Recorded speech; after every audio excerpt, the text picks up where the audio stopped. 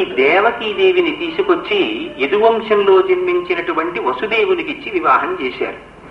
చేస్తే వీళ్ళిద్దరినీ అన్నగారైనటువంటి కంసుడు రథం ఎక్కించుకున్నాడు, సంతోషంగా తీసుకెడుతున్నాడు అత్తవారింటికి.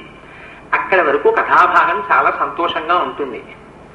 మనకి ఇంగ్లీష్లో చెప్పాలంటే కజిన్ అయినప్పటికీ కూడా కంసుడు ఎంతో ప్రేమానురాగాలతో పెద్ద సారినిచ్చి ఆ చెల్లెల్ని రథంలో కూర్చోపెట్టి, బావగారిని కూర్చోపెట్టి, పగ్గాలు తనే స్వయంగా పట్టి, అంతమంది రథాన్ని నడపగలిగినటువంటి సమర్థులు ఉన్నప్పటికీ తానే కళ్ళాలు పట్టుకుని నడిపిస్తున్నాడు. ఇంతలో అశరీరవాణి పలికింది.